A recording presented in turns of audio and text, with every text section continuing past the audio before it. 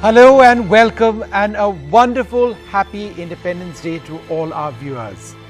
Our doctors, nurses and other hospital staff have been carrying the heavy burden of the pandemic while working within the limitations of an inadequate public healthcare system.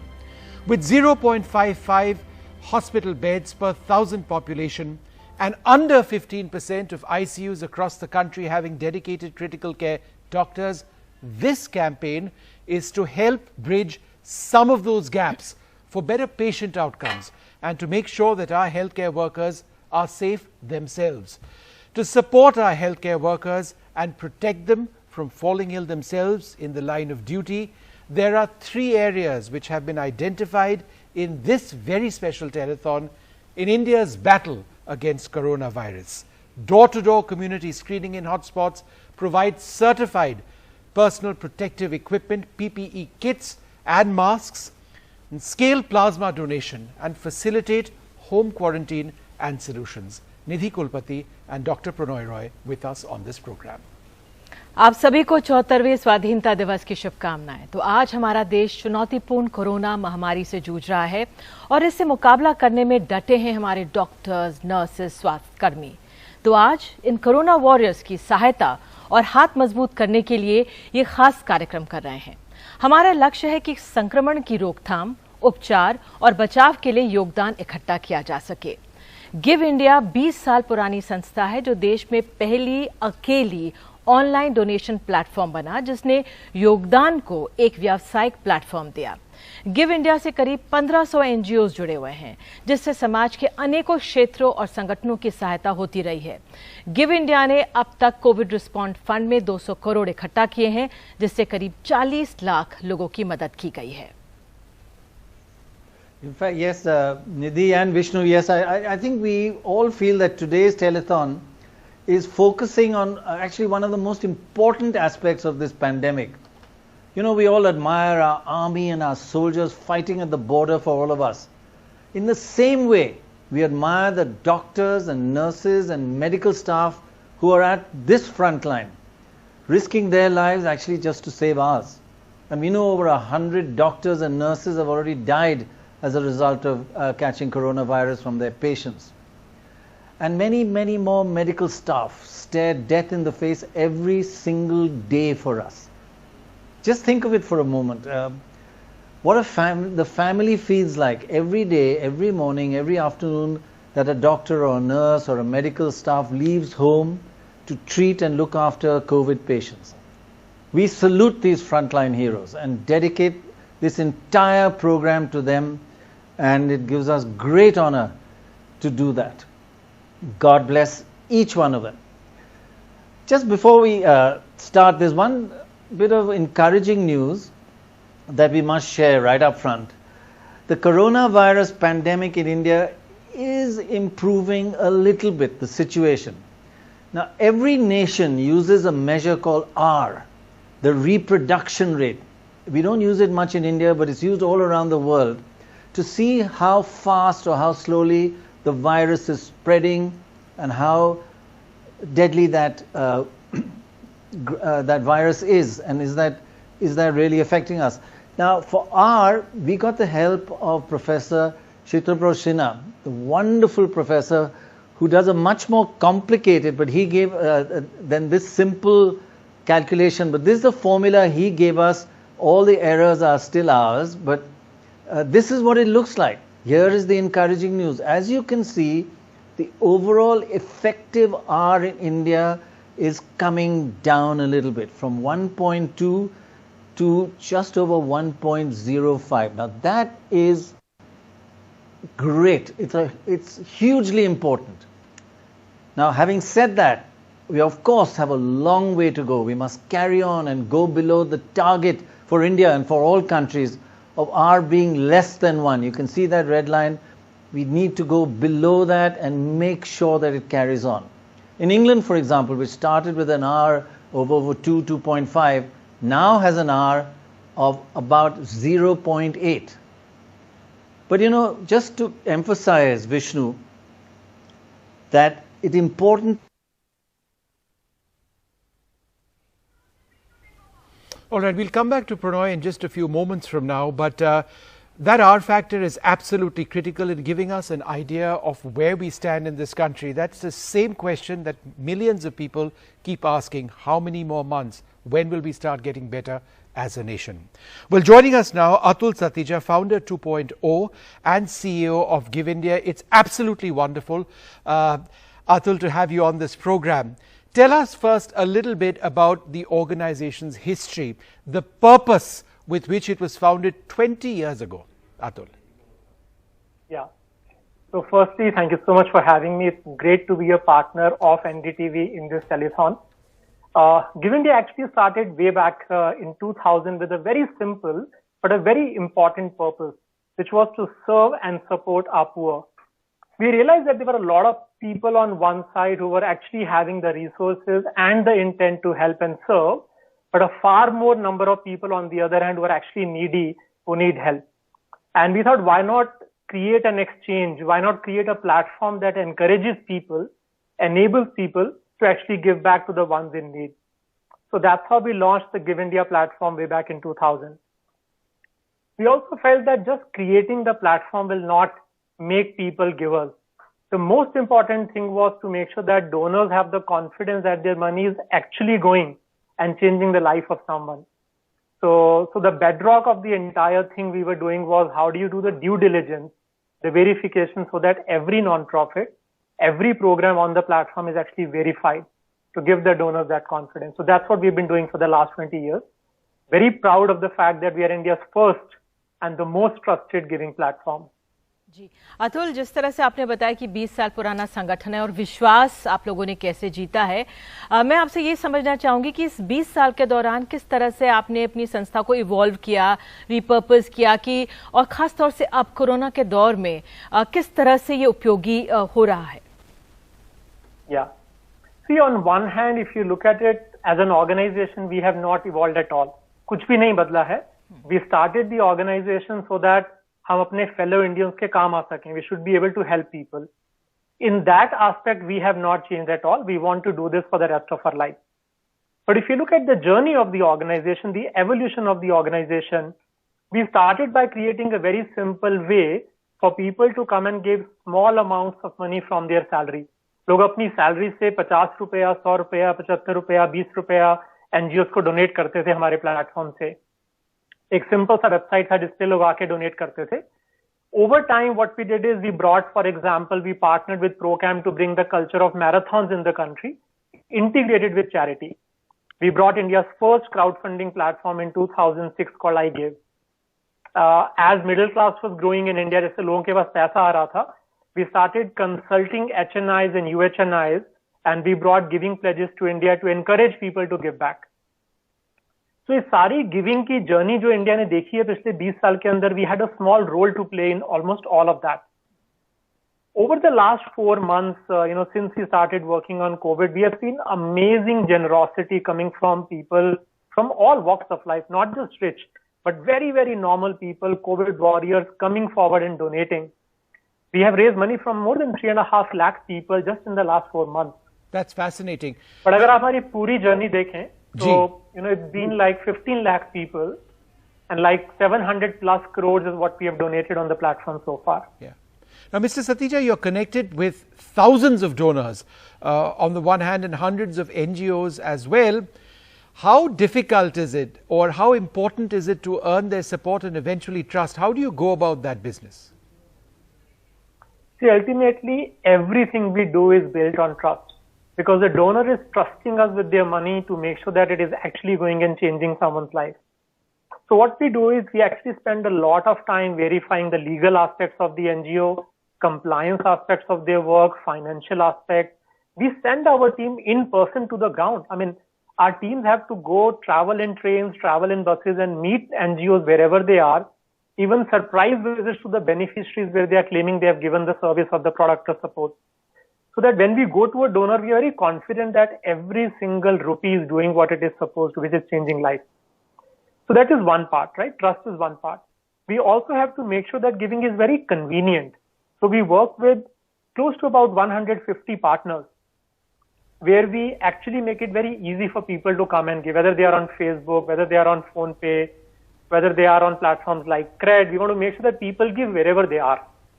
And we also want to provide the choice of giving, so people give to the causes that are closest to their heart. So that's sort of the work we have to do on this side. Sure. बिल्कुल अतुल, बहुत बहुत धन्यवाद हमारे साथ जुड़ने के लिए। उम्मीद करते हैं कि आप और भी कामयाबी हासिल करें, और जिस तरह से विश्वास जीता है, आप 50 या 100 रुपए का योगदान भी दे सकते हैं। ये जो विश्वास जीता है, तभी इतने सारे एनजीओ साथ जुड़े, और जिन क्षेत्र में लोगों ने मदद करने की सोची है, वहां तक ये पहुंची भी है मदद। Well, joining us, Amit Chandra, Chairman of Bain Capital India. Thank you so much for being with us. It's so important for people to participate, for companies to participate. How is this something which you believe is absolutely essential? Just getting out there, being part of a process of helping. At the end of the day, we may never know how many lives one person or one contribution saves, but it's the effort that counts so much, isn't it? I think giving is really important from two perspectives. First of all, it's important because without giving, we cannot really build the nation that we want to see and that we aspire for. But I think it's also important because giving is about helping ourselves. It is about evolving our own personality into happier individuals and souls that we really want to be. Amit ji, Give India ने किस तरह का role अदा play किया जिससे कि लोग आए, प्रोत्साहित हुए और उन्होंने अपना योगदान दिया?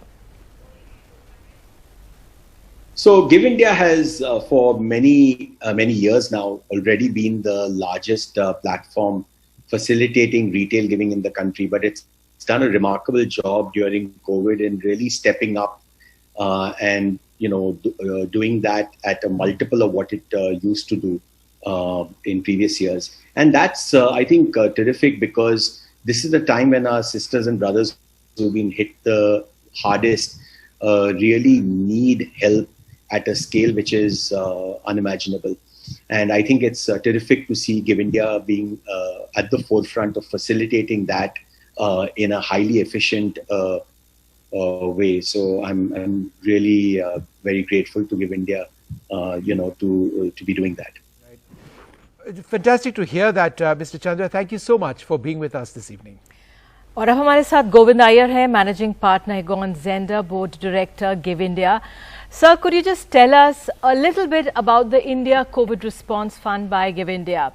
What is the idea? इसके पीछे सोच क्या है पूरी?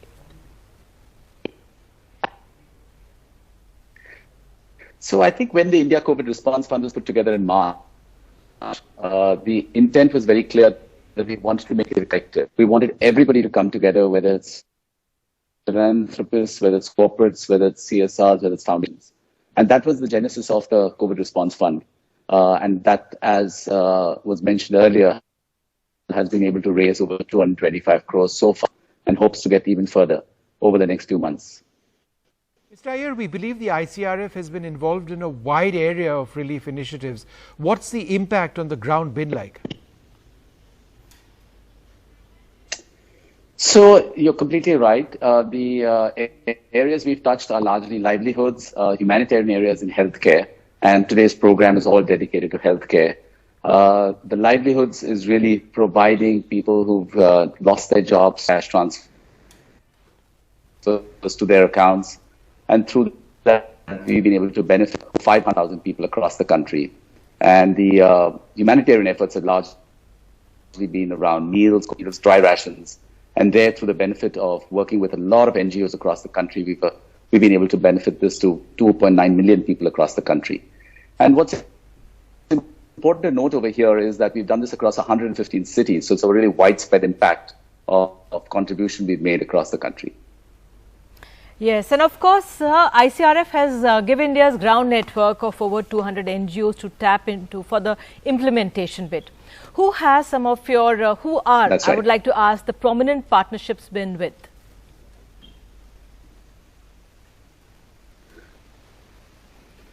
So, just want to make this point that the 200 NGOs are big and small, but the most important partners on the ground are the NGO volunteers. Possibly 10,000 to 15,000 of these volunteers have been our partners. And there have been many NGOs we've worked with, 200 of them, and I think it'd be a disservice to single out any specific ones. But all I would say is that the collective pool of the 10 to 15,000 volunteers are really our partners to execute. I really want to thank them for their selfless and tireless efforts on the ground. Mr. Iyer, thank you very much for sharing those views. Thanks very much indeed. And now we have with us... Thanks for this opportunity. Thank you. Thank you. And now we have with us Somdat Chatterjee, Head of Corporate Partnerships, Give India. Sir, what kind of a response have you got from corporates, philanthropic foundations and CSR funds in terms of support from the healthcare initiatives under ICRF? Give India has been working with corporates for corporate giving for the last 17 years. We have close to 150 corporate partners. In the last 4 to 5 months of COVID, we have started employee fundraisers with over 50 corporates, and we have cumulatively raised 6 crores to support the various relief initiatives that Give India launched, ranging from giving sanitation kits to vulnerable masses, to food and dry rations to communities, to healthcare initiatives, as well as direct cash transfers to migrant laborers. We have worked with corporates like Ashirvad Pipes, Make My Trip, Uber, Nerolac to support people in their value chain with financial support, with financials. Like, for example, we have worked with Uber drivers, we have worked with plumbers from the Ashirvad Pipes community, we have worked with painters from the Nerolac community. We have helped all of them with financial support, direct cash transfers. We work with over 20 corporates like Marico, Genpact, Deutsche Bank to provide cooked meals to communities that have been hungry, starving because of the situation, because of lockdown.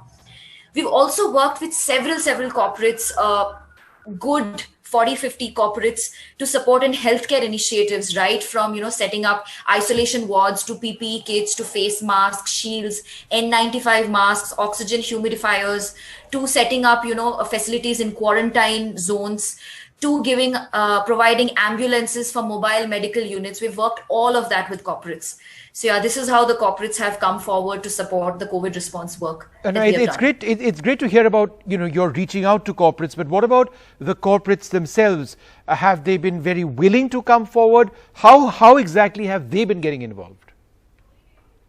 There are multiple things that corporates have done. One of the largest being employee giving, and that could be either through payroll giving or through online fundraisers, or by starting their rewards and recognition programs and diverting the points that employees have in their kitties towards charities. We have TCS, BI Worldwide, Genpact, HP doing that for us. We've also had corporates do corporate matching. So whatever employees have contributed, corporates have done 100% match to support the COVID relief programs. We also have corporates that have supported extensively through CSR. It could be directly working with our projects or supporting events that we do for fundraising, like the I for India fundraising event we had done on Facebook, or the Sunfeast India Run as one event that's happening, that's getting flagged off today on the 15th of August, or the NDTV campaign. So corporates have come forward and supported these campaigns through their CSR funds. Corporates have also supported through foundation givings. We have Vodafone who supported through Vodafone Foundation. We have Axis Bank who has supported through their foundation to these relief programs. We also have HNI, CXOs, management, people coming forward and doing personal contributions, individual contributions, like Sundar Pichai coming forward and donating 5 crores. Similarly, we have several such HNIs and CXOs who have come and pledged their donations. So these are the various ways corporates have supported us. Sumalatha, बहुत बहुत धन्यवाद जुड़ने के लिए और अच्छा लगा सुन के कि उद्योग जगत भी मजबूती से शिरकत कर रहा है. Well, we've got a wonderful guest joining us now, Nidhi. Atul Kasbekar, photographer and film producer. Thank you, Mr. Kasbekar, for being with us. Now, you started a donation drive that saw over 20,000 odd kits being delivered to 50 hospitals all over India. What inspired you to do this? Thanks for reaching out, guys. It's nice to be here. At the start of this, I think people like me were generally clueless about what's going on, and I was reading a lot about it, and what seemed to be common is the fact that we weren't protecting our frontline medical staff like we should. Maybe it was an oversight, or I don't know what, but and any hospital unit basically has a doctor, as I understand, has a doctor, a couple of interns, residents, nurses, ward boys, etc. And if one of them gets COVID positive, which is a great likelihood because you're dealing right on the front line with patients, then the entire group is quarantined. And what was disturbing to me and seemed like a medical anarchy about to happen was that our hospitals at that point in time, in the early days, were functioning at like 20-30% capacity, which is really, really dangerous. So I have a simple philosophy in life, which is to either lead, follow, or get the hell out of the way. And there's a producer colleague called Manish Mundra who was doing some phenomenal work getting PPE kits to where they were required.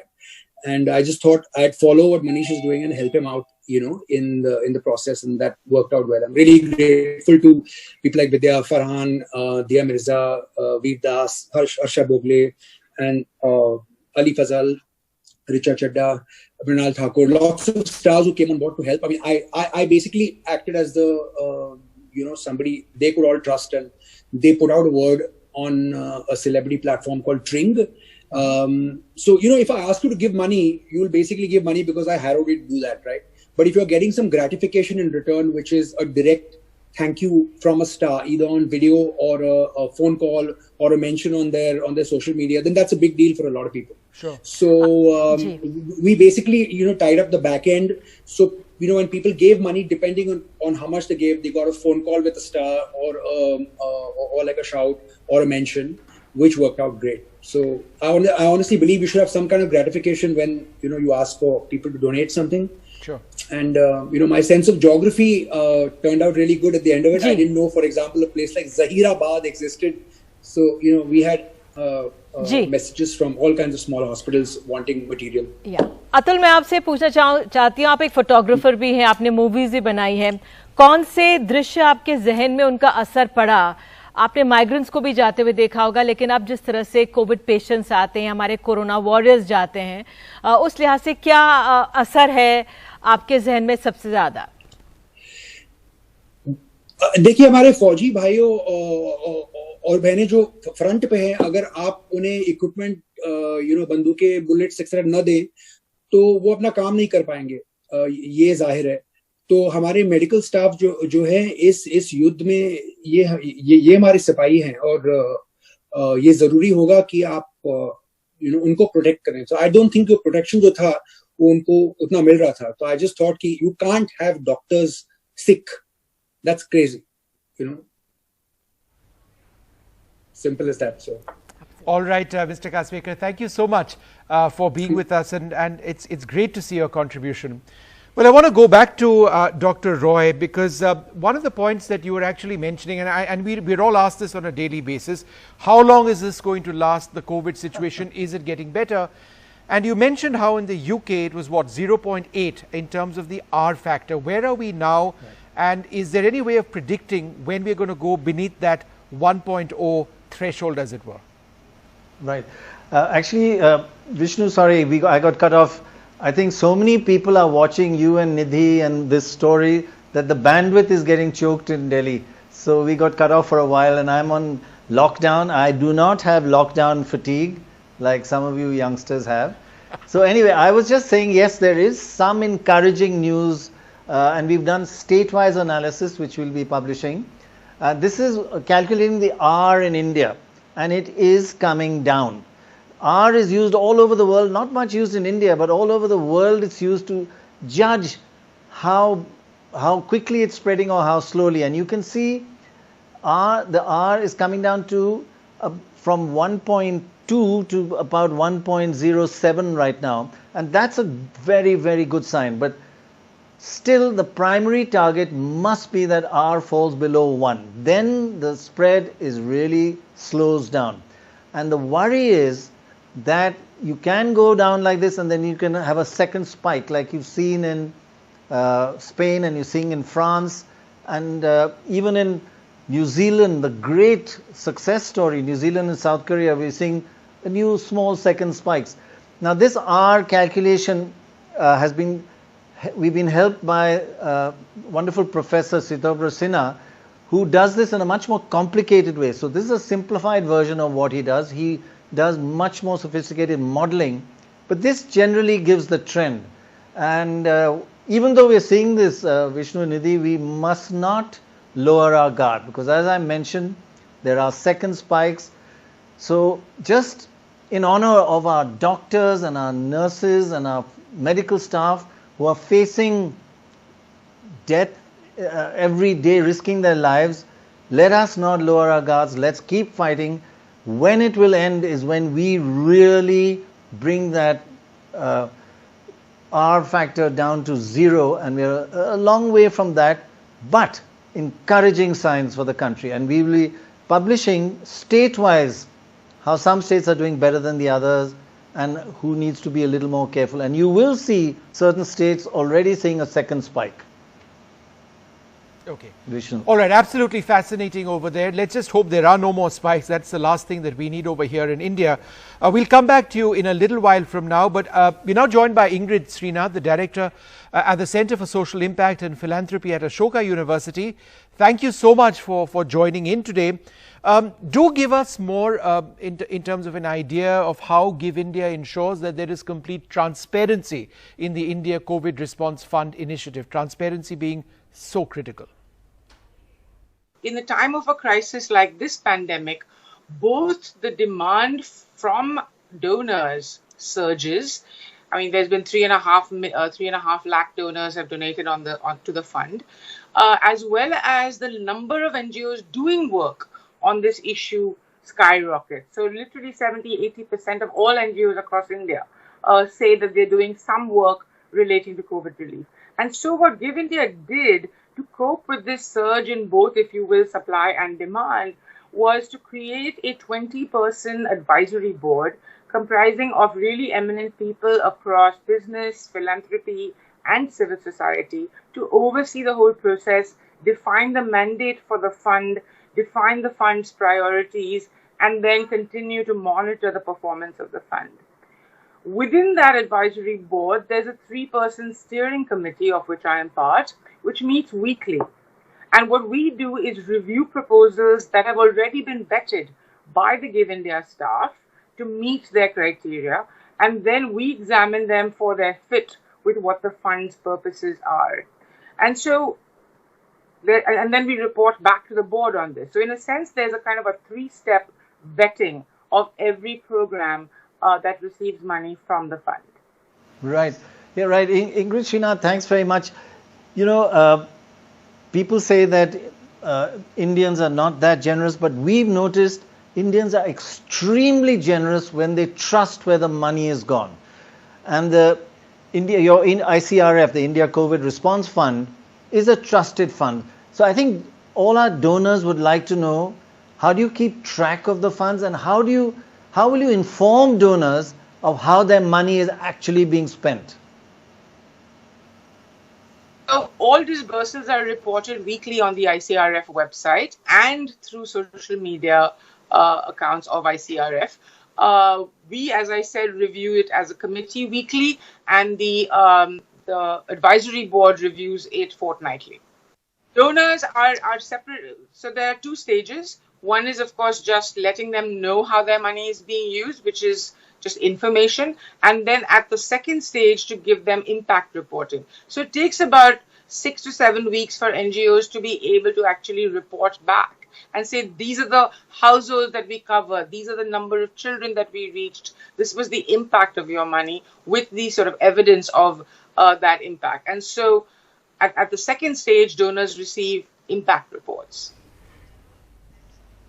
All right, thank you very much, Ingrid Srinath, for being with us. Now, Dr. Roy, we've got a great announcement to make. And it's the first of what we hope are many. This evening, HSBC India, thank you for your generous contribution, 50 lakh rupees towards the Caring for India campaign. 50 lakhs, did you say? Lakhs. It's a great start this evening. That is a great start. Thank you very much, HSBC. Thank you.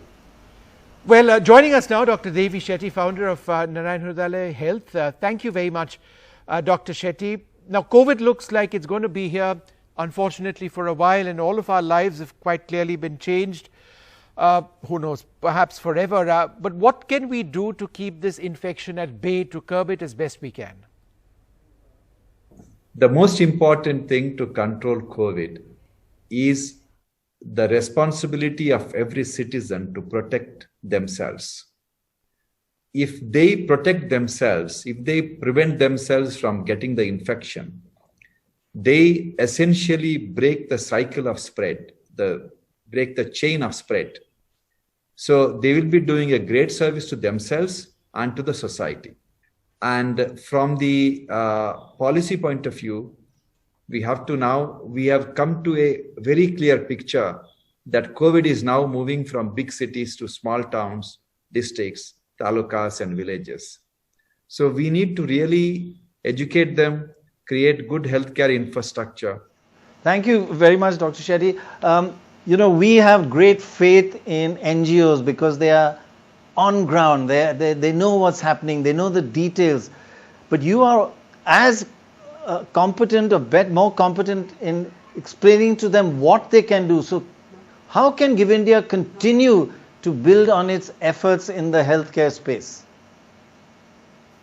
India's biggest problem is the delivery of healthcare. Unfortunately, in the last 20 years, government hospitals are not living up to our expectations. It is very, very important that the civic bodies get together and try to help the public hospitals bring in more transparency, more accountability, and also support them. If that happens, 600 to 700 government hospitals, district headquarters hospital, and a few thousand taluka hospitals will become vibrant. They need professional help to streamline their operation. And that kind of a help, guidance can be provided by organizations like Give India. And when that happens, if the government hospitals become vibrant, believe me, we would have transformed the healthcare of the country. Absolutely, Dr. Shetty. So important for us to be aware of what exactly our situation is, to help ourselves in order to fight this. Well, joining us now, Sandeep Sibal, CEO of the Fourth Frontier, board member and also of Give India. Thank you so much for being with us. Now, we've heard about ICRF's involvement in an array of interventions. Tell us why the focus on healthcare. Yeah, thank you. When COVID first hit, we recognized the fact that the impact it had on the country had multiple dimensions to it. It was, of course, people getting infected, like Dr. Devi Shetty mentioned, and the healthcare aspects. There was also the question around humanitarian crises that were being created with migrants moving from cities to their hometowns and so on, and there were livelihood issues. So we recognized that this was a complex problem, and we decided to focus on many of these areas. But healthcare, we felt, was an area that the leverage was perhaps the greatest. We had the benefit of the fact that the COVID disease had already spread in many other parts of the world. And when we studied cases like, for example, Italy, we realized that it was the failure of the healthcare infrastructure that caused a lot of the complications downstream. And so within healthcare also, we looked at how can we protect our protectors? How can we protect healthcare workers? So we began with that thesis in mind, and we focused on the hotspots. We looked at metros, specifically Mumbai. If you recall, when it began, Mumbai had something like 25% or more of all cases in India. We looked at New Delhi. We looked at Ahmedabad. We looked at Chennai. So we looked at these hotspots. And we said, what is it that we can do to at least firstly protect our healthcare workers? The doctor-patient ratio in India is not the best. So what can we do? And at that time, if you recall, many of the hospitals in Mumbai had to shut down for a period of time because doctors were getting infected. Now, this problem was exacerbated by the fact that there were just not enough PPEs available. So it was a complex problem. We had to supply these PPEs. We had to ensure they were getting to the right places. There was a last mile distribution problem. So we decided that this was an area that we would take on a priority. जी संदीप जी, मैं आपसे जानना चाहूंगी, जिस तरह से आपने कहा कि आप हॉटस्पॉट्स पे आप लोगों ने तवज्जो दी, दिल्ली में भी और मुंबई का आपने जिक्र किया, तो ये इस वायरस के बारे में बहुत कम जानते थे हम लोग, जिस तरह से अब 8-9 महीने पुराना हो गया है। तो आपकी जो स्ट्रेटजीज थी, आपकी रणनीति थी, किस तरह से बदली कि मदद किस तरह से अलग तरीके से दी जाए? हाँ, देखिए मैं अंग्रेजी में जवाब दूंगा। बिल्कुल बिल्कुल बिल्कुल। बुरा मत मानना। The issue of the strategy, and how it evolved is a very difficult one, because I would say there are two aspects to it. One is the fact that the geographical locations have been evolving. So while the disease started in metros, it spread. It is being spread now to tier 2 towns and unfortunately to villages as well. So it was a moving target in terms of physical location. At the same time, there's also the problem that it's not just protecting healthcare workers. Upstream from that is the question around how can we reduce the infections by screening, people with symptoms. So we actually went down there and we said, well, for example, in certain parts of Mumbai, difficult to access areas, especially with the monsoons coming on, we went deep into pockets where people were not coming to the hospitals to get themselves tested because it's very difficult to do so. So we had ambulances, mobile medical units that would go into these areas, screen folks, and actually bring back people who had symptoms for further testing, for blood tests and so on. And those who were found to have infections were then treated by the public healthcare infrastructure system. At the same time, we also realized that downstream of this, there were treatment issues. For example, plasma treatment, which you'll hear a lot more about later in the show. The issue was, even though we have in India right now about 1 million folks who recovered from plasma, very few plasma donors. So we try to solve that problem. Yes, that is a worry. It's amazing, Sandeep Sibal. This is Pranoy here. Thanks very much for joining us tonight. I just wanted to ask you, it's so impressive how you keep changing and analyzing the situation and implement. Can you give us 2 or 3 actual examples of the impact of these interventions that you've done? I think that's an interesting question. Well, I think in terms of lives saved, it would be difficult to quantify this, but I can tell you that since we begun, we've supplied about 1.5 lakh PPEs to health workers around India, about 250,000 face masks, about 4.5 lakh gowns, and we've addressed the needs of 50 plus hospitals in these metros.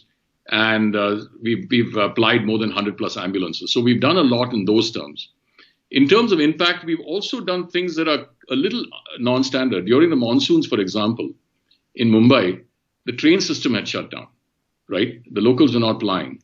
So we decided to actually have bus and healthcare workers from distant places like Thane down to hospitals like Sion and Nayar, so that, we could actually have a vibrant healthcare infrastructure. So we have done interventions of this kind as well. Right.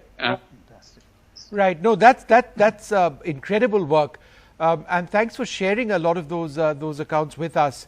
We also have another fantastic guest joining us right now. Dr. Ravi Wankhedkar is the treasurer of the World Medical Association, president of the SARC Medical Association.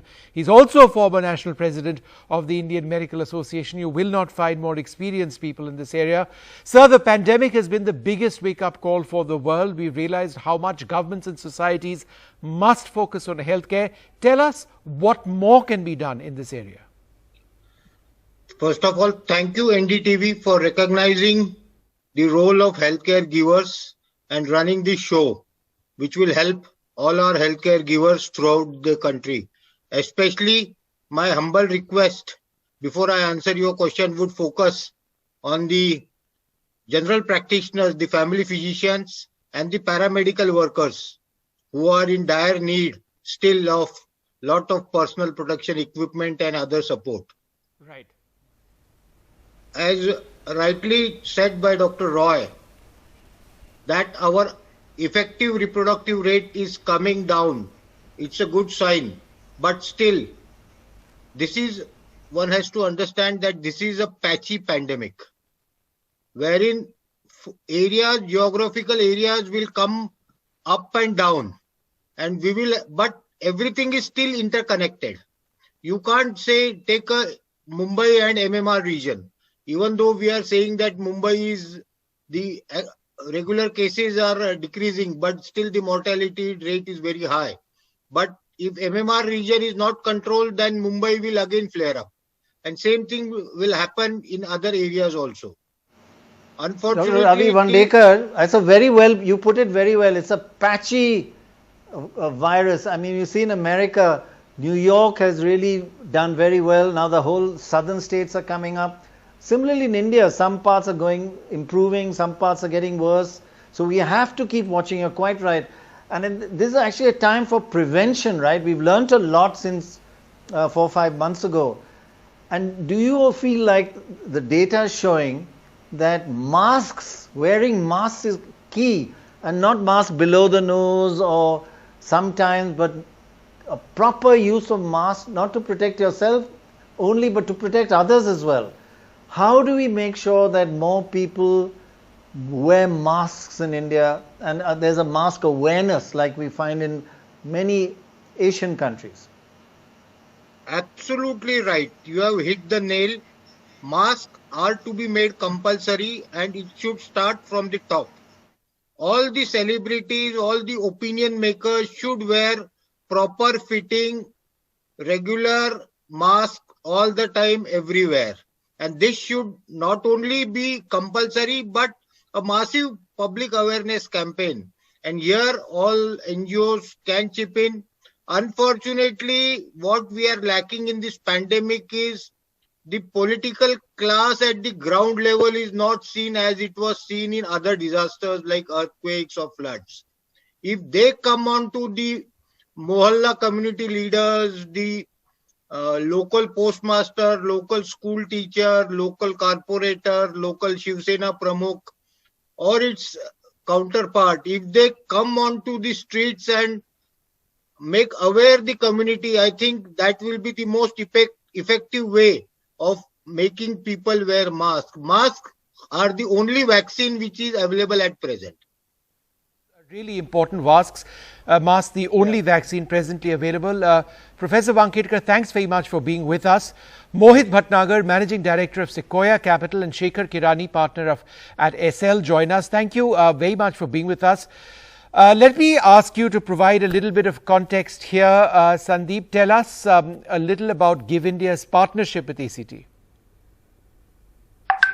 Right at the outset,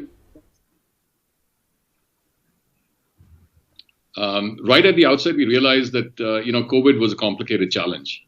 It was not something that could be solved with just a single approach. And we realized that partnering with India's vibrant startup ecosystem was important for two reasons. One was its ability to nimbly respond with speed and alacrity with solutions that were economical, but also to come up with novel, innovative, technology-led solutions. And we felt that this sort of a symbiotic partnership between Give India, with our reach across the country through our NGOs, and on the other hand, ACT, which is a collection of top-tier VCs and their portfolio companies, would be a great and strong combination.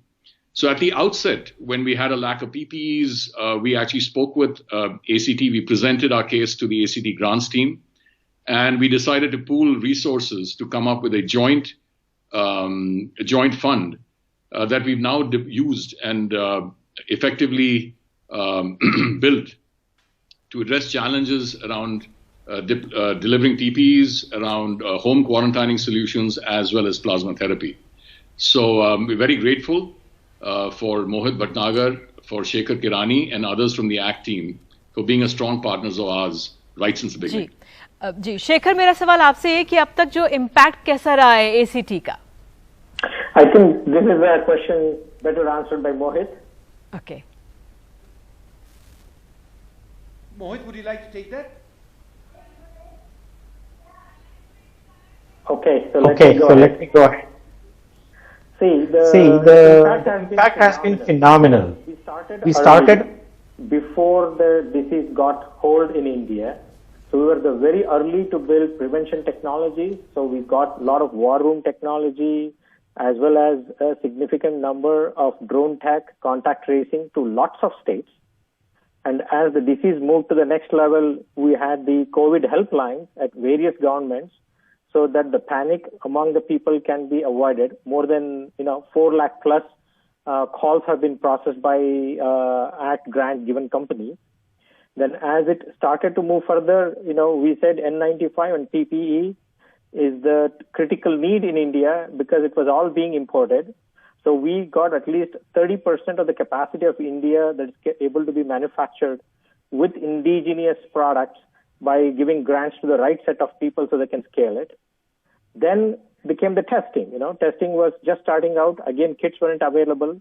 So we gave grants to 7 to 8 testing companies that created not only the equipment, but also testing kits.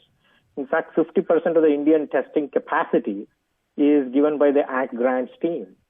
And while all this is happening, we felt oxygen solutions are missing in India, which is called HFNC, which was very well used in Italy and in US. So we kind of encouraged that 2-3 manufacturers to indigenize again and produce. And that is helping at least now in most of the states are ordering these devices. So that's amazing work, actually. Congratulations. It's very, very inspiring to hear all that. In fact, if I can just ask Mohit Bhatnagar, I mean, all this work that's been happening and how the priorities have changed over time, it's a moving, the way you have an impact is changed during the course of this pandemic, right? Prannoy, I mean, look, we started off like most, first just focusing on PPEs, which is providing protective equipment to our doctors at the healthcare, front. We then moved our efforts towards testing to just try and get a lot more testing done across India. But frankly, right now, our focus is on 3 very specific things that we found to be scalable solutions to really fight back the spread of the disease. The first one is home management. The good news about this is about 85% of people who get COVID can be treated at home, but we cannot let them panic. So there is a whole host of telemedicine solutions where volunteers, doctors, call patients, help them understand the protocol, manage their temperature, their symptoms, and allow them to stay at home while they recover. The second is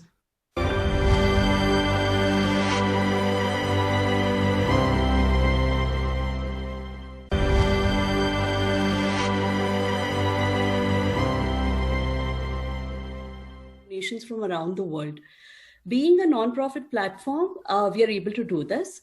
We also make sure that, all the donations, all the donors get, updates for all the donations that they are making. Our platform is free, which is that we don't charge any, platform fees, so that maximum use of the funds is being, going to the fundraiser themselves. So that's what, Give India fundraiser does to support people who are in healthcare emergencies. Priyanka, how do you reassure your donors that this is all above board and that the money will be used correctly at the right place? Sure. So one of the founding philosophies of Give India has been trust and transparency. That's been, the most important cornerstone for us. And when we take up any fundraisers on our platform, we make sure that we verify the credibility of the requests, go through all the documentations, do a very unbiased review of those to make sure that, the reason for fundraising is very real.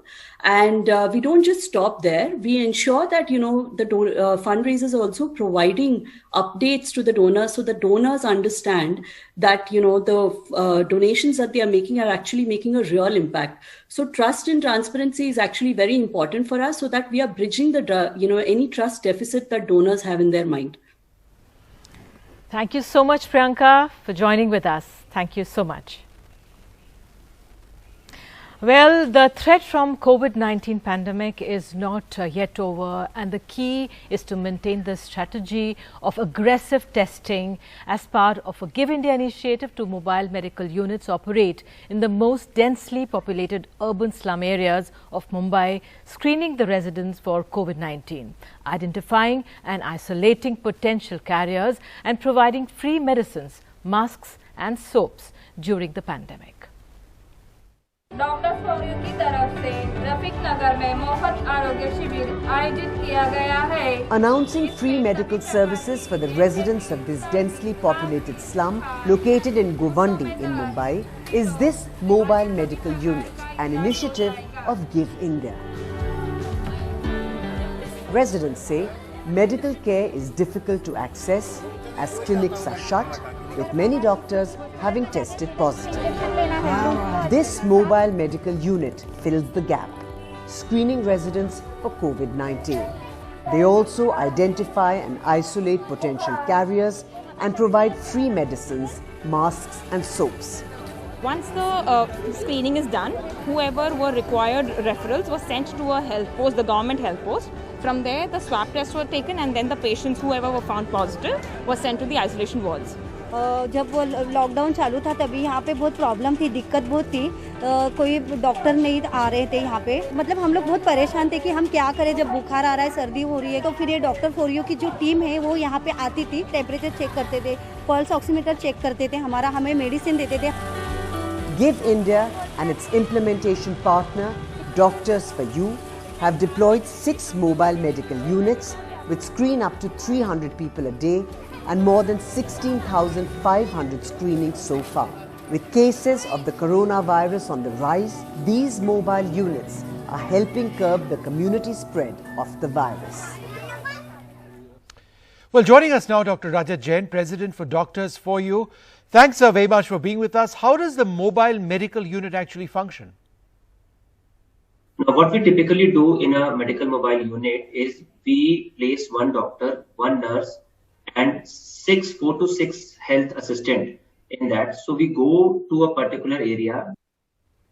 Then these health assistants who are in the MMU, they do a house-to-house survey, and a screening is done using the infrared thermometer along with the pulse desaturation monitor to see whether they are having a hypoxia or whether they are suffering from any fever. And on the basis of that, they are referred to different centers. Doctor, what kind of an impact have you seen of this door-to-door screening? So, with this MMUs, till now in Mumbai only, we are able to screen more than 16,000 population. And we know that the screening and the testing is one of the biggest intervention in this COVID area. And using this screening, we were able to find out more than 55 patients who were having COVID positive, and they were having hypoxia. And now with our intervention, they are being treated in the hospitals, and we were able to save them. Otherwise, because of the hypoxia, they might have worsened, and we might have lost all of them. Similarly, we conducted these screening programs at a lot of pediatric places also, because we know that though in pediatric patients the disease doesn't get severe, but they act as a major source of spreading the infection to the other people. And a lot of pediatric age group COVID positive patients we were able to find out, and they were being managed in the treatment facilities. So we believe that this is a major impact that it has created. But since it was only done in Mumbai, and now we know as the disease is spreading, it is going to tier 2 cities, it is going to the non-metro cities also. So we are planning to extend our interventions to the non-metro cities. बहुत बहुत शुक्रिया और अपना भी ध्यान रखिए doctor साहब आप. और आइए आगे बढ़ते हैं. The first of the health interventions that we are raising funds for today is detection and prevention. Door-to-door screening that aims at catching the infection at an early possible and preventing a further spread. Joining us to talk about this is Neha Joshi, Head Non-Profit Partnerships Give India. Neha, my question to you is, why did Give India start this program for detection and prevention? Okay, so we started this program somewhere around mid-June. Till then, we had already done extensive work for COVID relief, for healthcare, as well as for food and livelihood support. However, our approach till then had been very reactive in the sense that we were supporting people who were already impacted by the situation. And we wanted to explore more ways to, more avenues to, add value to, add proactive value to the situation on the ground. With that in mind, we identified screening and testing as an area where such a support could be highly leveraged and it could create huge impact. So we all know what testing is, but since we cannot test the complete population at large, screening comes into picture where we check for any infection, check for any factors, risk factors, and only a potential set of cases is then referred for testing and eventually tested. For screening and testing, we went ahead with this intervention with two major goals in mind. First, to identify the infection in anybody who's COVID positive early on, so that before the situation became severe. Second, because these people were immediately sent for treatment and immediately isolated from the community, also avoid very early stages the community spread, thus with an idea of flattening the curve in the long run. So with these ideas and goals in mind, we launched this program. Sure. Neha, tell me, can you tell us how the project was implemented? How did you identify the areas where you wanted to do the door-to-door screening? So as I said, it started somewhere in June. That was a time when Mumbai was seeing very rapid increase in cases. And at the same time, we were very actively involved, very actively working in Mumbai, and we had a lot of connections with doctors, volunteers, as well as implementation partners in the city. I think these two factors combined, Mumbai just became the most suited location for our intervention.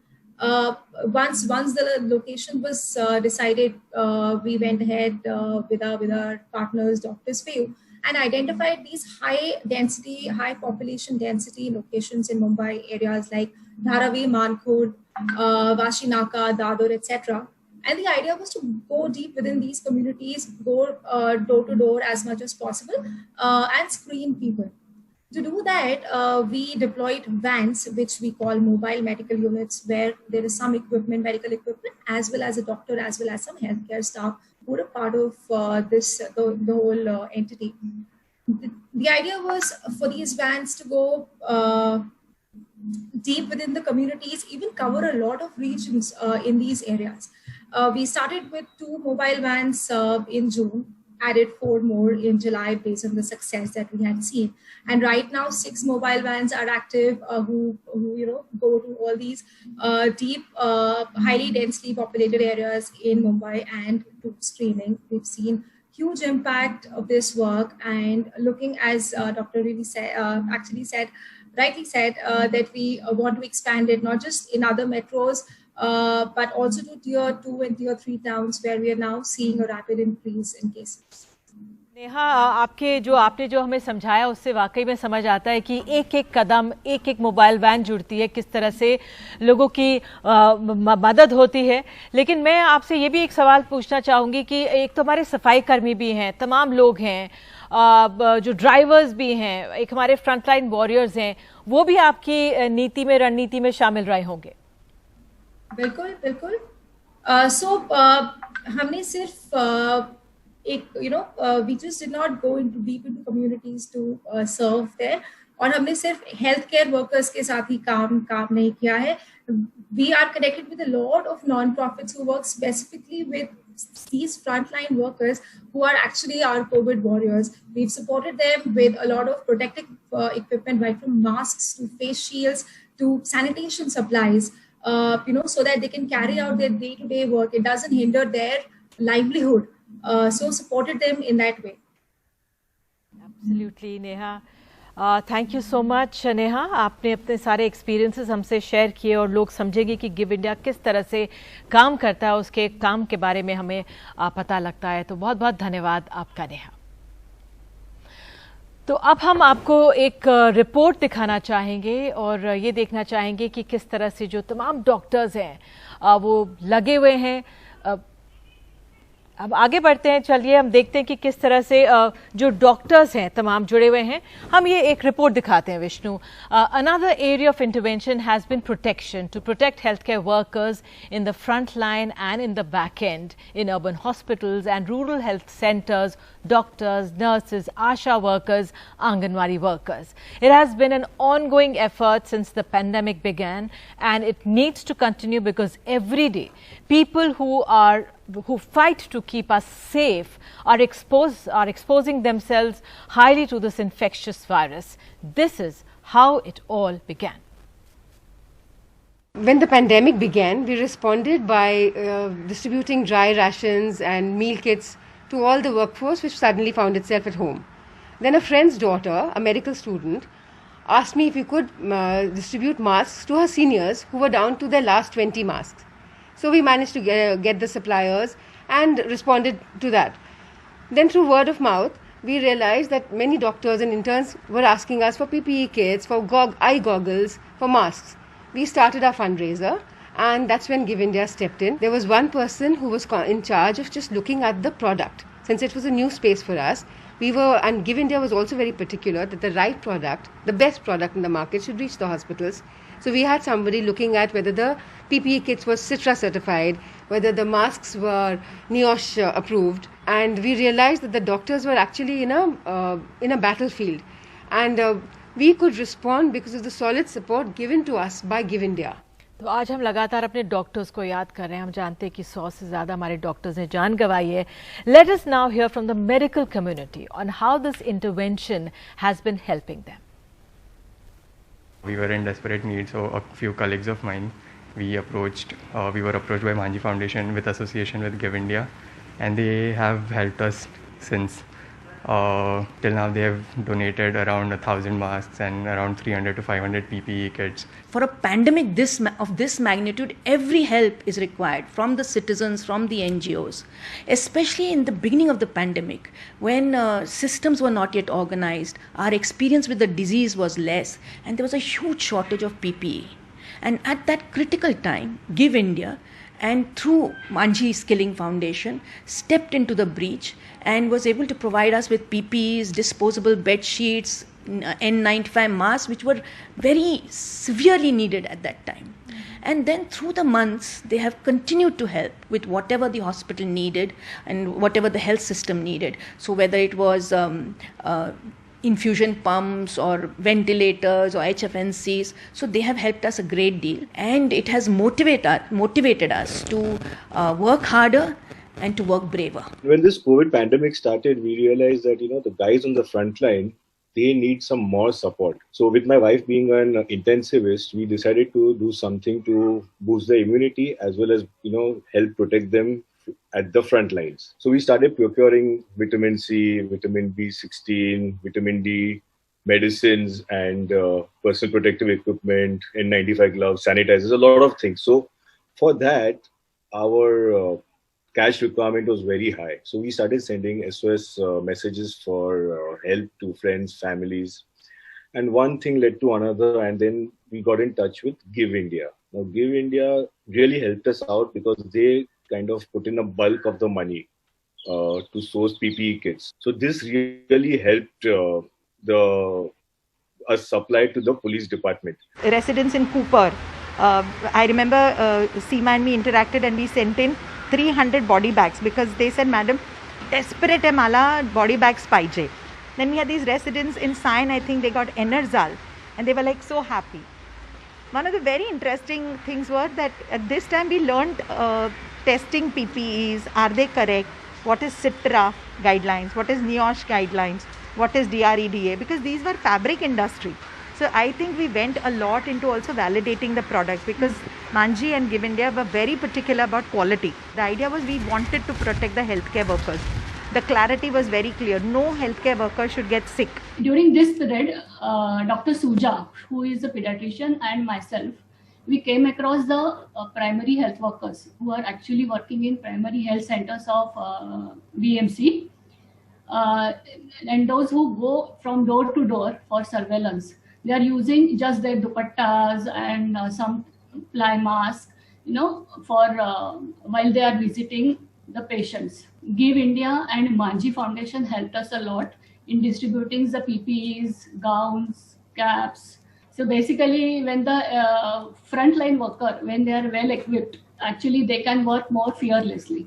They helped us for PPE kits, they helped us for masks, they helped us for equipments, ventilators and infusion pumps and intensive care goods which were needed.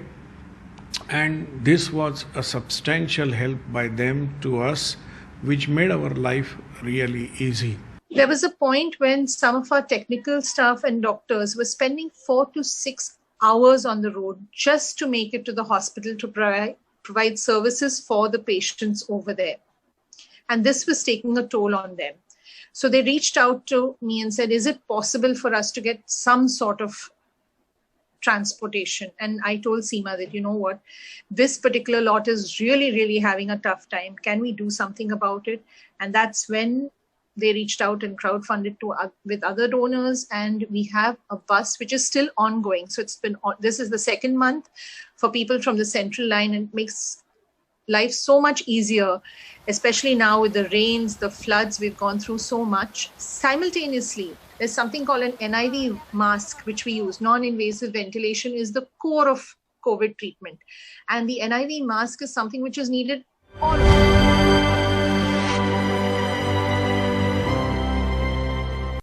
सबसे पहले दिल्ली जो था सबसे ज़्यादा इसमें फैला Covid, और उसका रीज़न सबको पता है कि जितनी भी इंटरनेशनल फ्लाइट्स थी वो दिल्ली में और मुंबई में 2 जगह आई थी। तो मैंने बार बार बताया कि भाई सबसे ज़्यादा हमारे यहाँ फैलने का चांसेस था, तो दोनों जगह पर सबसे पहले फैला। बट आज सिचुएशन काफ़ी कंट्रोल में। एक टाइम ऐसा था कि एक दिन में 4000 के करीब केस पॉजिटिव आ रहे थे। अब हमारे पास पॉजिटिव केस 1000, 800, 1000, 1200, 1100 इस तरह से डेली आ रहे हैं। पॉजिटिविटी रेट जो कि बहुत बड़ा इंडिकेटर है, एक टाइम पर 30% से भी ज्यादा था, जो कि आज 6% रह गया है। तो पॉजिटिविटी रेट जो है ज्यादा बड़ा इंडिकेटर होता है कि भी कितने लोगों का पॉजिटिव केस आ रहा है, क्योंकि आजकल हम टेस्टिंग लगभग 20,000 के 18-20,000 टेस्ट रोज कर रहे हैं, तो उसके अंदर 1200 के करीब 1100-1200 पॉजिटिव आते हैं। एक टाइम ऐसा था कि 5-6 हजार में से भी मतलब 2-3 हजार आ रहे थे। तो आज की डेट में सिचुएशन काफी कंट्रोल में है। दूसरा, लोगों का कॉन्फिडेंस बन गया है। आज किसी को भी ऐसा नहीं लग रहा है कि मैं अगर बीमार होता हूँ, सीरियस होता हूँ, तो मुझे अस्पताल में बेड नहीं मिलेगा या कोई मुझे केयर करने वाला नहीं है। तो दिल्ली के अंदर जो हमने होम आइसोलेशन का एक नया कॉन्सेप्ट लेके आए, उसके ऊपर बहुत लोगों को कॉन्फिडेंस बन गया है। जब घर पे रहते हैं, उनके घर पे हमारे लोग विजिट करते हैं, पल्स ऑक्सीमीटर दे के आते हैं, बाकी सामान दे के आते हैं, दिन में 2-2 बारी डॉक्टर्स बात करते हैं उनसे। तो दे आर क्वाइट कंफर्टेबल और उनको कॉन्फिडेंस बन गया है। और जैसा कि आज मुख्यमंत्री जी ने भी कहा कि हम पता लगा कि लोग जो आईसीयू में थे और ठीक होने के बाद घर जा रहे हैं, तो उनको कई बार ऑक्सीजन की दिक्कत आ रही है। तो now we will provide them oxygen concentrator. जी, I really must congratulate you on what you've done in Delhi. First of all, you've been through such a difficult time. You had to have plasma therapy. You went on to oxygen, and you're looking very well now, touch wood. And hopefully you're full of antibodies and can fight anything. But I want to show you how much we want to congratulate you. If you look at, has Delhi flattened the curve? Just have a look at the data. I think you were just referring to it. So we've been looking at it, and just look at that. It's the only state where the curve has been flattened. That is a remarkable achievement. And now we're just talking about last 6 weeks or so. No other state has done this.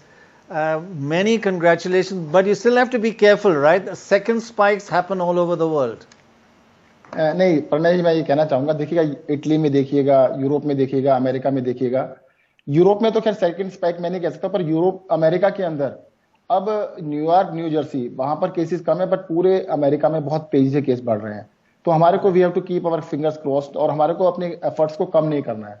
आज दिल्ली के अंदर लगभग 14,000 hospital beds हैं हमारे पास, patients सिर्फ 3,000 something है, तब भी हमने उसको कम नहीं किया, स्केल डाउन नहीं किया, क्योंकि हमें लग रहा है कि जब तक ये हमारे को कंफर्म नहीं हो जाता है कि हाँ वाकई में कम हो गया, तो हम अपनी तैयारियों को कम नहीं करेंगे। एक एग्जांपल छोटा सा दूंगा मैं आपको। जितनी भी एम्बुलेंस है, सभी एम्बुलेंस में हमने ऑक्सीजन सिलेंडर्स रखे हैं, साथ में पल्स ऑक्सीमीटर रखे हैं, ताकि कई बार ऐसा हो रहा था कि जैसे हमें पहले पता लगा डेथ हुआ, कि भाई डेथ का एक रीजन ये भी लगा, आप पेशेंट को लेके आ रहे हैं और उसमें शायद सिलेंडर नहीं था, तो पता भी नहीं था, ऑक्सीमीटर भी नहीं था कि उसकी ऑक्सीजन कम है या नहीं है, पेशेंट को भी नहीं पता कि मेरी ऑक्सीजन डाउन है। तो एक बहुत छोटी सी इंटरवेंशन जो कि पल्स ऑक्सीमीटर है, उसकी वजह से मुझे लगता है काफी सारे अवेयरनेस फैली और लोगों की जान बचाने में हम कामयाब रहे। तो उसके लिए मतलब, और दिल्ली के लोगों ने काफी हद तक मुझे मानना पड़ेगा कि बहुत सहयोग किया। काफी एनजीओज ने भी, बहुत सारे लोगों ने हमारे साथ डोनेशंस भी दिए, अपना टाइम भी दिया, और मतलब ये काफी एक तरह से मैं कहूँगा जज्बा है कि जिसके लिए मुझे लगता है कि हमें सबको सलाम करने की जरूरत है।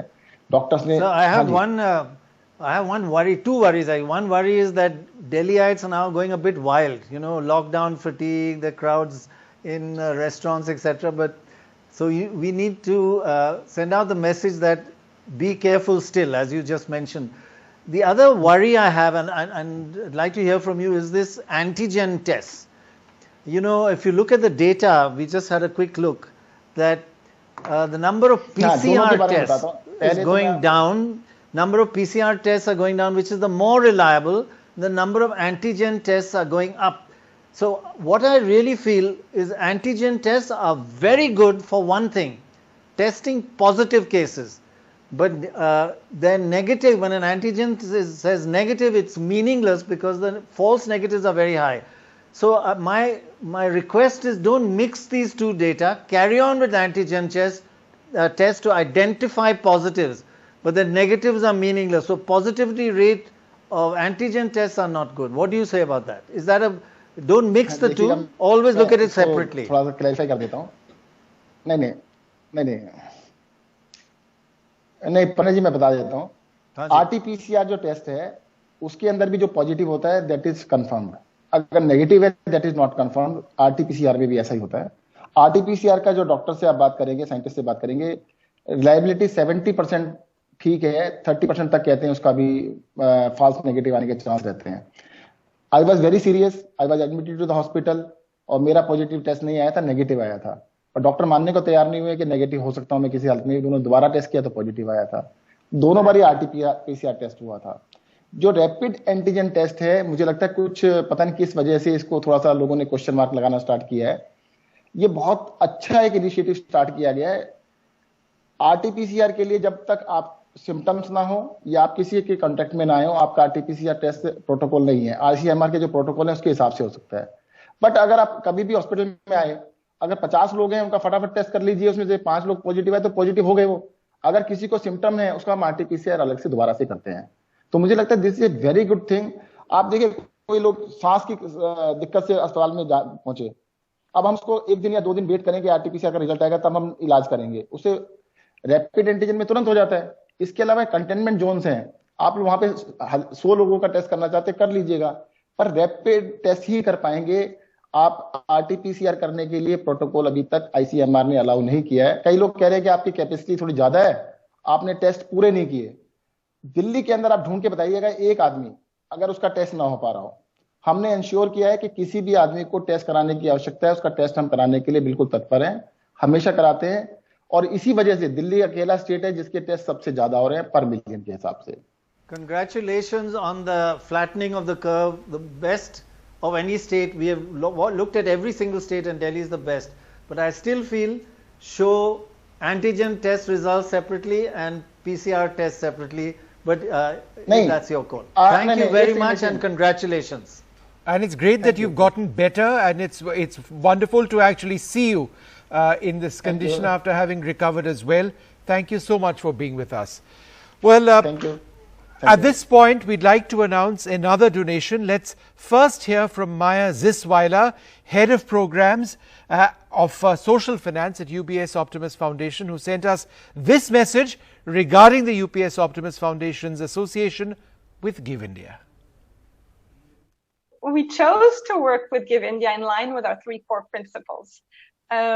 One is really scale, because we believe that only with scale can we really achieve true impact.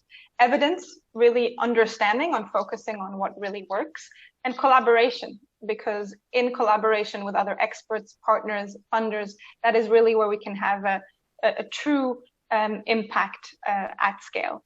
And Give India really ticks all those 3 boxes and fits in those 3 pillars. They have a vast network of carefully selected partners that provide a timely response. They were really very fast, but also really respond to the most immediate needs. And to date, our funds have really focused on immediate food relief, as well as providing protective equipment for frontline health workers. So while distribution is still ongoing, the work is still ongoing, what the initial reports show is that 42,000 PPE kits have been distributed, as well as 26,000 N95 masks that have been distributed in the cities of Mumbai, Delhi, Ahmedabad, and Pune. Those cities were obviously carefully selected because of the extent of the pandemic in those areas and the need across those locations. The other thing that we're looking at this point as the pandemic continues is following up with an additional grant that will be funded through employee donations, and we'll continue to try to raise additional funds from our clients globally. Right. Well, the UBS Optimus Foundation have announced a contribution of 88 lakh rupees to the cause tonight. Thank you so much for your generosity towards the Caring for India Fund. Thank you. Fantastic. Thank you so much indeed. 88 lakhs. Fantastic. Yeah. Well, joining us now, Priyanka Prakash, the head of online giving, marketing and partnerships at Give India. How can you start a healthcare fundraiser on Give India? A lot of people would be wanting to know this. Can you talk us through the basic steps?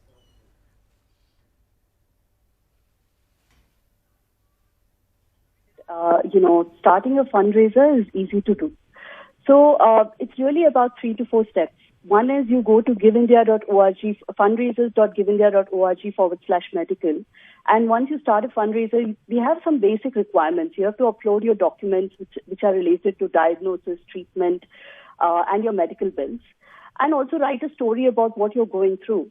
Once you do that, it's almost like it takes about 5 to 10 minutes for your fundraiser to get created. Once that is done, the second step is for you to share it with your family, with your network, with your friends. Give India also provides a lot of promotional and public outreach support. We have a campaign team, we have a content team that helps you craft your story really well. And after that, once we start raising funds, it's about reaching back to your donors and asking them to, get you more support on their own and engage them, and also manage your funds. So it's really a very simple setup, and we have a team that helps you do that as well. Priyanka, बहुत बहुत धन्यवाद ये समझाने के लिए दर्शकों को, बहुत बहुत शुक्रिया। और हमारे साथ खास मेहमान है doctor Abdul Samad Ansari, director critical care services, Nanavati super speciality hospital in Mumbai. Doctor साहब, इस पैंडेमिक में जो ये पूरा कोरोना वायरस है, बहुत बहुत धन्यवाद एक तो समय देने के लिए। आप लोग इतने व्यस्त होंगे।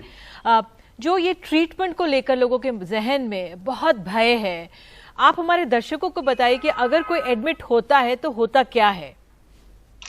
जी। So thank you very much. First of all, this is a wonderful initiative, and this was long needed. And coming back, I think it is more of the fear which is gripping the society. सबसे ज़्यादा ये जो भय का माहौल है, जिसकी वजह से हर इंसान इस बात से चिंतित है कि अगर मुझे कोविड हो जाए या अगर मुझे कोविड हो चुका है तो उसकी वजह से मेरे फैमिली मेंबर्स में what happens to my surroundings, and when I go to the hospital whether I will come alive. This is for the first time even young and fit people are really concerned about the case fatality, and I think this is some form of mass hysteria as well as paranoia, I would say, because the case fatality ratio in our country has been actually very less. 2.7% is the total figure that comes from India. I am sure that this data may not be completely accurate, but in our hospital, when we look back, out of 1,500 patients that we have treated over the past 5 months, we had not even 100 mortalities. And we are talking about hospitalized patients who are sick, moderate to severe, not even mild, and which is probably, looking at that, less than 15% of any sample size. So 85% of the patients who are in the community, in COVID care centers or at home quarantine, they are doing well, except for a lot of prolonged health issue which we are noticing. Majority of them have recovered very well, and I think that needs to be emphasized, underlined at every forum.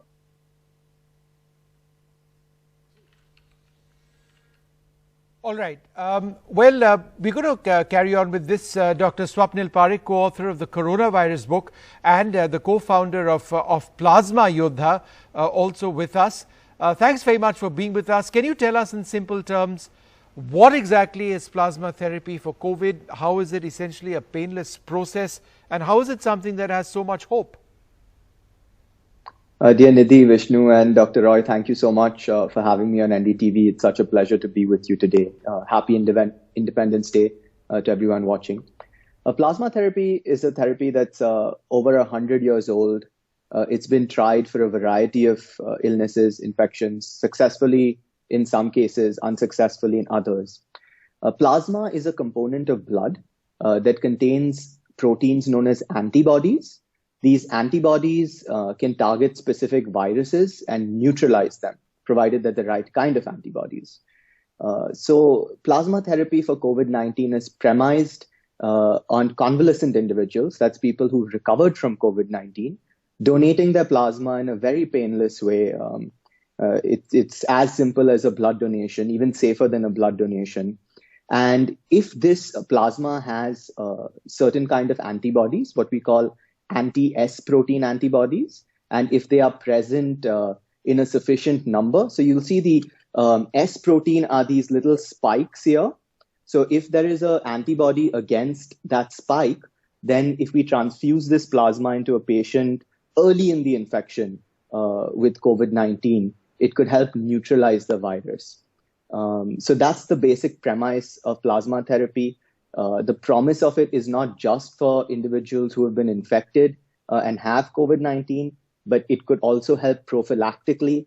So people who've been exposed, it could protect them for around 20 days. It's a passive form of immunity that can be transferred from one person to the other. And from plasma therapy, research on plasma, on convalescent plasma, we can develop monoclonal antibodies. We can understand the various immune markers that are there. So there's a huge potential of studying convalescent plasma. Doctor Parekh, बहुत बहुत धन्यवाद जुड़ने के लिए। वाकई plasma therapy के बारे में लोग बहुत जानना चाहते हैं, समझना चाहते हैं, क्योंकि ये बहुत साइंस सिद्ध हुआ है।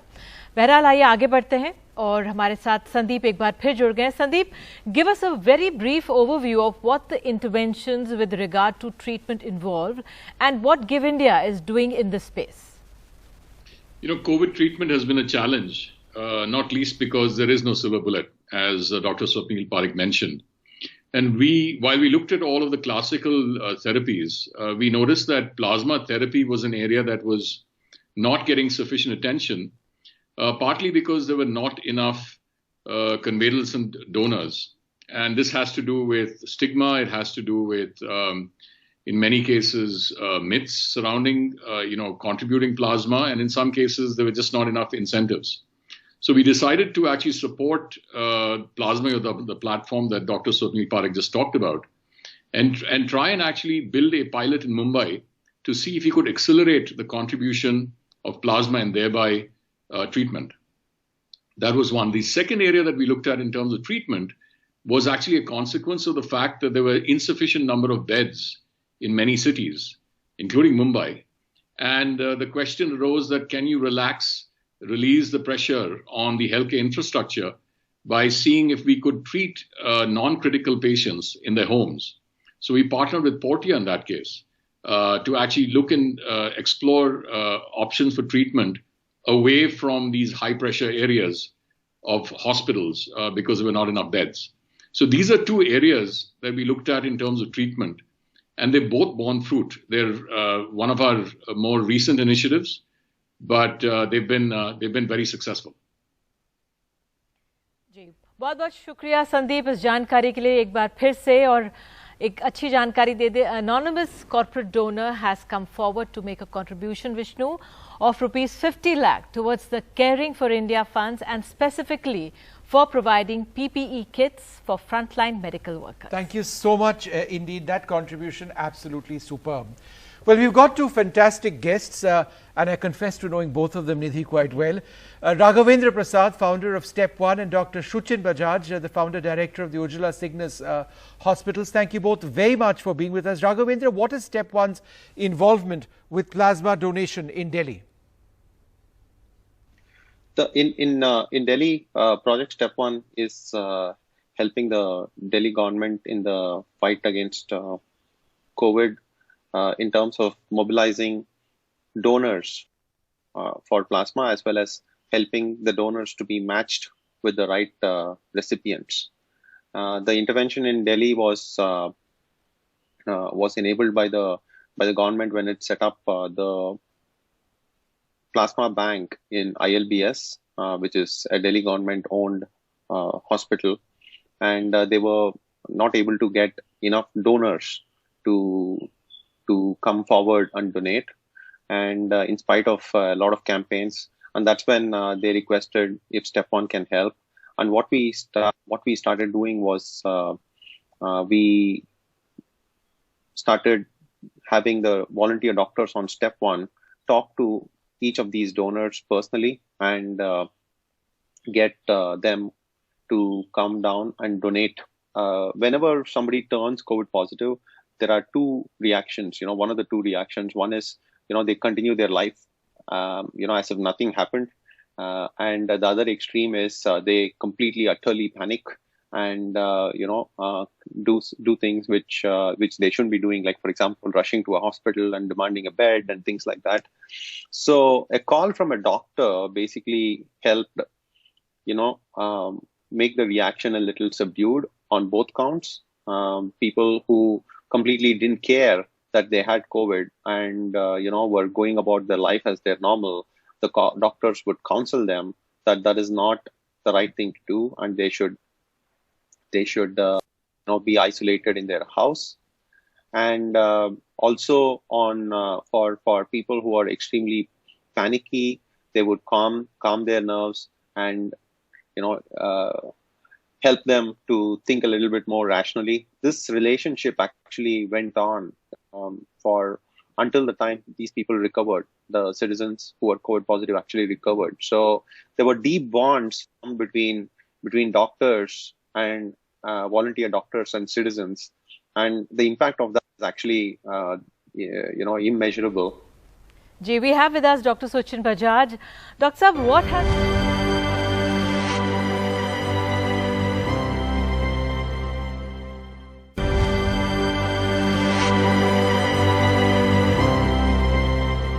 Also, we help you fundraise through marketing and promotions.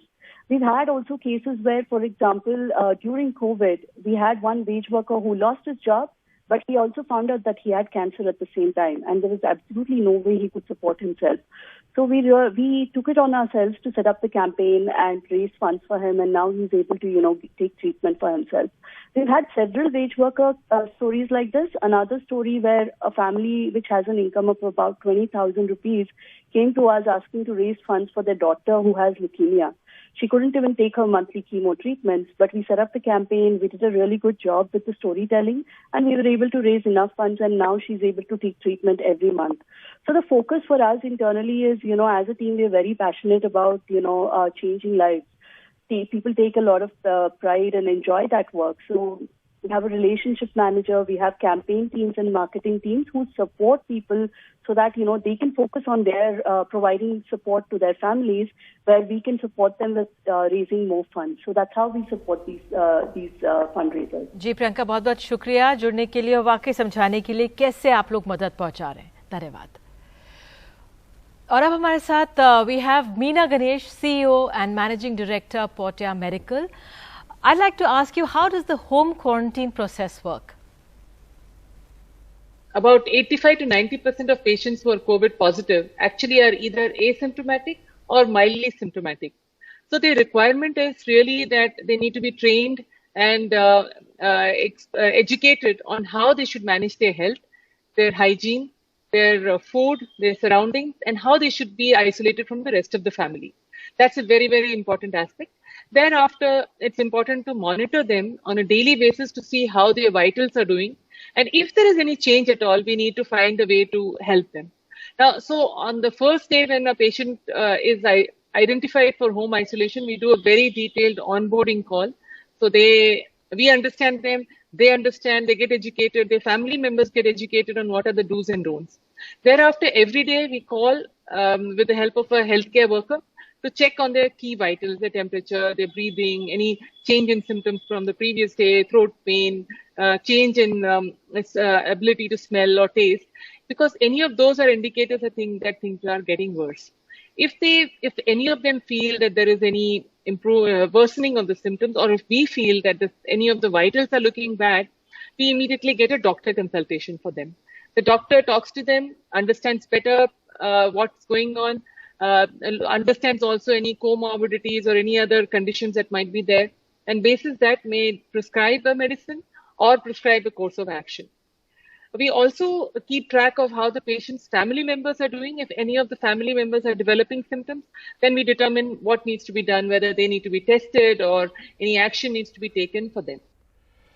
Ma'am, what kind of impact has Portia had with regard to home quarantine? Have you had a lot of takers on this? So we started working in the first week of May with one of the governments, and thereafter we worked with multiple governments. A total of about 50,000 plus COVID positive patients have been monitored by us, of which 45,000 have already been discharged, which means that they are fine and back to normal life. The balance 5,000 are still being monitored. A total of 3%, in fact less than that, about 2.5% of patients had to be hospitalized.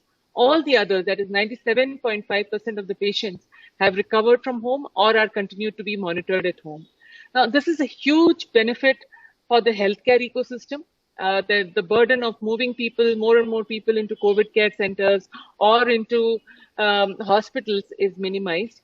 And those that need real attention are the ones that are getting attention. So the healthy people are not sitting in COVID care centers and hospitals. The people who are falling sick are able to get access to hospitals and beds. Thank you, Meena ji. Thank you so much for giving us this information. Now we have Nachiket Moore, a visiting scientist, the Banyan Academy of Leadership in Mental Health. He has in the past been an RBI board member and also the India country director at the Bill and Melinda Gates Foundation.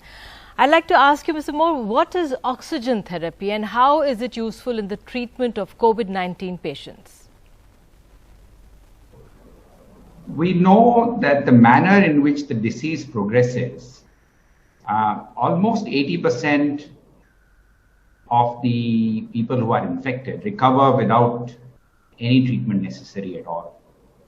The 20% that do need treatment, we also know that somewhere near 80% of those actually recover with basic oxygen therapy, which comprises low flow oxygen and high flow oxygen, well before they need ventilation.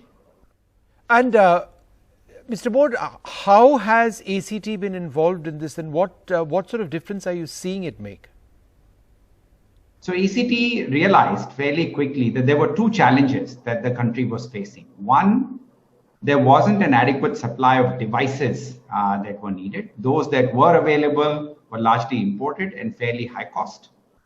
And the second issue was there wasn't an adequate supply of oxygen that needed to be addressed.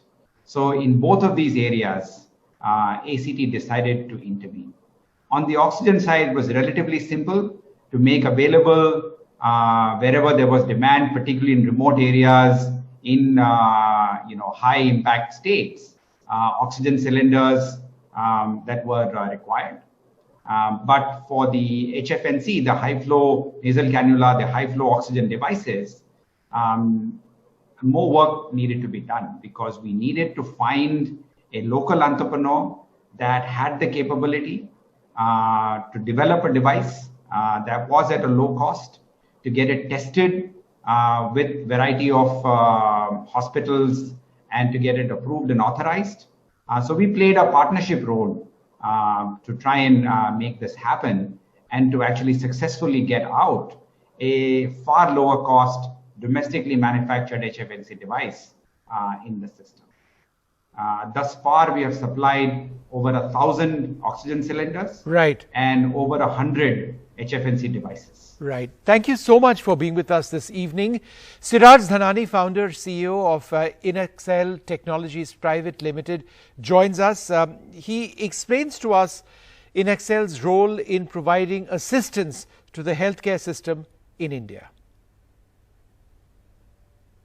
So back in March this year, we at InExcel realized that non-invasive ventilation would be a critical and life-saving technology for respiratory support for COVID patients in hospitals. Given that there were no indigenous solutions available, we moved rapidly to develop SARS Pro, a system which provides both HFNC and CPAP modes of non-invasive ventilation for COVID patients. In parallel, we also developed India's first CPAP helmet interface for safe ventilation of COVID patients in collaboration with Thermax Global and doctors at Narayana Health, Bangalore. Both these products were developed in a record time of 4 months and are now commercially available. And in fact, over 100 SARS Pro systems and about 600 helmet systems are being deployed in hospitals across India in August alone. I'd like to mention ACT's generous and timely support, which has been crucial to the development, launch, and scale up of this critical technology, and has given us this opportunity to serve our nation in this time of need. All right. Well, joining us, Dr. Dilip, thanks very much, sir, for being with us. I just want to introduce him first. It's Dr. Dilip Brahman, I believe, who we have with us. He's the director of Cloud Physician Healthcare Private Limited.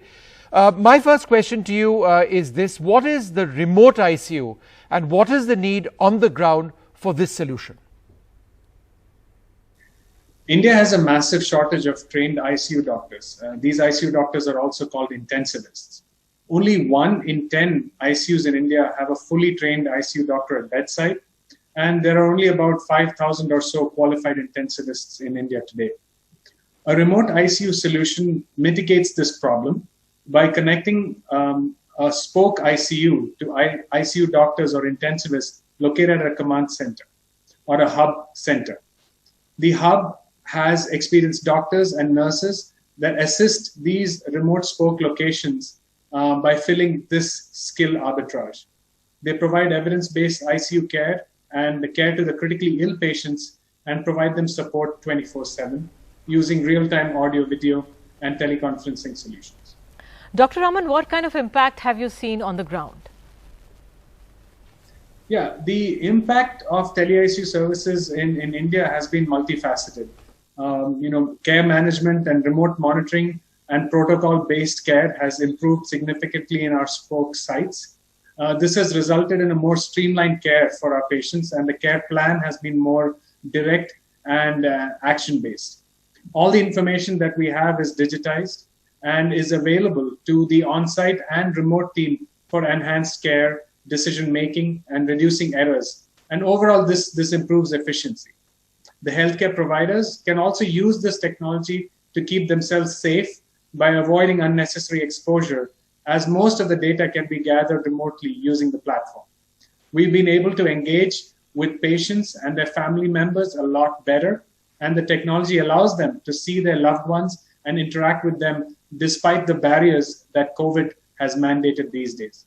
The government doctors and nurses who are working extremely hard and are doing their best use the tele-ICU services from us, and we're able to support them take care of their patients and provide state-of-the-art critical care expertise in addition to the work they're already doing at the bedside. Right. Vishnu Nidhi, I have a question for Dhruv Joshi. I was very impressed. Do you plan to scale this up and take it to other parts of India as well?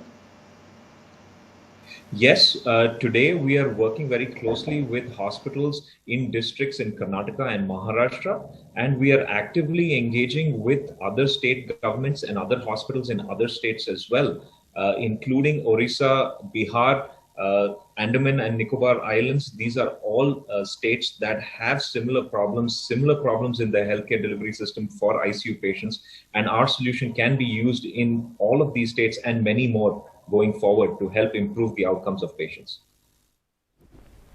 Thank you so much, doctors, for the cloud physicians, as they say they are called. Let's move ahead. One of the states that the remote ICUs have been implemented is in Karnataka. Dr. K.V. Trilok Chandra, Special Officer, Critical Care Support Unit with Government of Karnataka, tells us how it has worked in that state. Cloud Physician has partnered with us to take care of certain parts of the state with the real-time monitoring of all these high-risk cases which are in the ICU, and with their intensivists in the back end has really helped in augmenting the local resources also which is available, and also it acts like a force multiplier, so that high quality care is available, and also to guide the local manpower, both the doctors there as well as the nurses who are there monitoring the patients. So this has really helped in the micromanaging the patients, but with a remote approach, and also the same intensivist can handle more patients at the same time. So this tele-ICU model which is there is easily scalable, replicable, and it takes care of the shortage of these intensivists. All right, Dr. Chandra, thank you very much for sharing that experience. Joining us, Atul Satija, founder 2.0 and CEO of Give India. Now, as we wrap this up, we're going to ask you to look ahead and tell us, what do you hope Give India will have achieved 6 months, perhaps a year from now? Yeah. So over the last 20 years, we have been a part of every disaster India has seen. But this is something else. We have not seen anything even close to this. We know over the next 6 months to 1 year, we have to stay very, very focused on serving the people, all the fellow Indians that are going through a lot of difficult times across the country. There are multiple things. We are seeing numbers, as high as hundreds of millions of people that are pushed deeper into poverty or fallen back into poverty. So we want to make sure that we are able to do the best we can. In the short term, we want to stay, keep our eyes on the COVID-related healthcare work. We want to make sure that we are able to raise the support, all the things we've been discussing over the last couple of hours. How do we make sure that we are able to get this support to wherever it is needed on the ground? I think in parallel, we have to now start working on a midterm recovery as well. A lot of people, the migrants that are coming back into cities as they find their jobs and livelihoods, can they get the benefits that government is announcing? So benefit access work is something that we hope to start soon. And over the long term, there is a lot of livelihood work that we have to do. People have to start making money, have their livelihoods, increase their, get productivity levels back up. So sustainable livelihood work, both in the rural areas where people are, as well as in the urban areas where they are going to come back to work.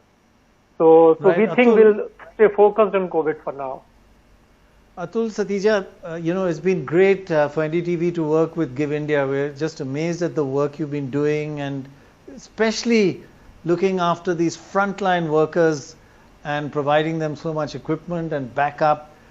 That's an area which will, people are saying, okay, we are lockdown fatigue, things are going better, but it's going to be a long haul still, right? So you are going to focus on doctors, nurses, and medical staff still ahead, looking ahead the next 6 months, right?